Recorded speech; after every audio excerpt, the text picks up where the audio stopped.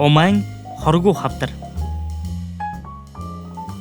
Умайн булчингийн хоргүй хавдар нь умайн доторх боловсрч гүйцээгүй булчингийн эс томорч умайн булчинлаг давхаргад үүсдэг хавдар юм.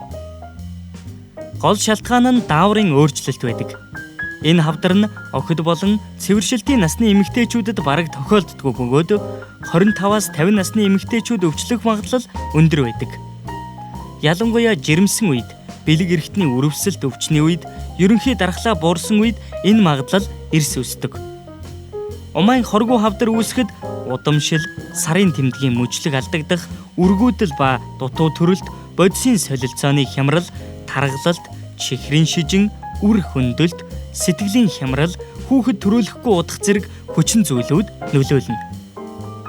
Ихэнх тохиолдолд шинж тэмдэг илэрдгүүч сарын тэмдгийн хэмжээ ихсэх, мөчлөг алдагдах, хэвлийн доогуур ба ууц нуруугаар өвдөх шинжүүд илэрнэ. Миом томорсон үедээ хэвлий томорч цус алдах, орчны эргэтнийг дарах зэрэг хүндрэл гардаг. Жилд нэг удаа урьдчилан сэргийлэх үзлэгт тогтмол хамрагдсанаар умайн хоргүй хавдрыг эрт оншилж, хүндрэлээс урьдчилан сэргийлж бүрэн эмчлэх боломжтой.